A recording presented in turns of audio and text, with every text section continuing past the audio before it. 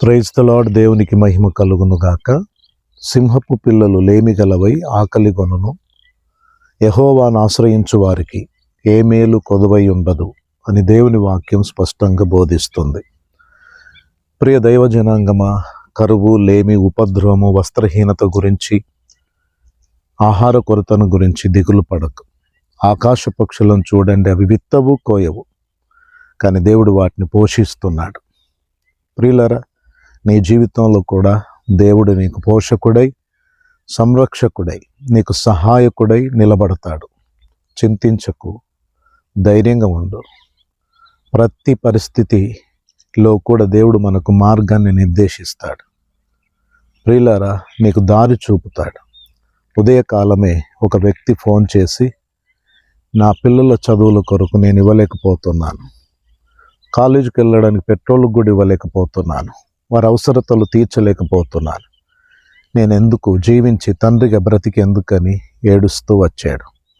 ఈరోజు నీవు కూడా అలాగే కొరతలను బట్టి దుఃఖిస్తూ జీవితంలో విసుగు కలిగి నలిగిపోతున్నావేమో. ఈ వాగ్దానం నీ కొరకే. దేని గురించి చింతించకండి. మీ చింత యావత్తు దేవుని మీద వేయండి. మీరు అడగక మునిపే మీకు అక్కరగా ఉన్నవేవో ఆయనకు తెలియనని దేవుని వాక్యం స్పష్టంగా బోధిస్తుంది. చింతించడం పాపం. దేవుని శక్తిని, సామర్థ్యతను మనము అనుమానించినట్టు అవుతుంది. ప్రియమైన దేవుని బిడ్డలారా, ధైర్యం తెచ్చుకోండి. మీ చింత యావత్ ఆయన మీద వేయండి. మన భారములను వహించిన దేవుడు. దేని గురించి చింతించకండి. దేవుడు మీ పక్షమున నిలబడతాడు. నీ ప్రార్థనలు వ్యర్థంగా పోవు.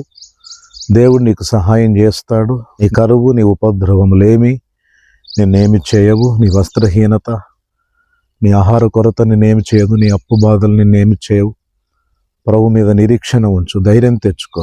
ప్రభు నీకు సహాయం చేసి ఆ పరిస్థితులన్నిటి నుంచి విడిపించి, చావుగోతు నుండి యోసేపును విడిపించి సింహాసనం మీద కూర్చుండబెట్టి అనేకులకు ఆహారం పెట్టే వ్యక్తిగా ఎలా దీవించి హెచ్చించాడో, ఈ గడ్డు దినాలు, ఈ కష్ట దినాలు తొలగిపోతాయి.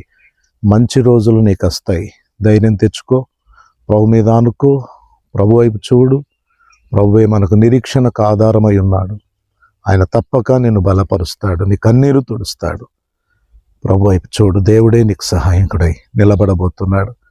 గొప్ప సాక్ష్యం ఇవ్వబోతున్నావు. ప్రభు ఈ మాటలు దీవించును గాక. కృపగల తండ్రి, ఆహార కొరత, వస్త్రహీనత, ఉపద్రవం, అప్పు బాధలతో నలిగిపోతున్న ప్రతి బిడ్డను ఆశీర్వదించండి.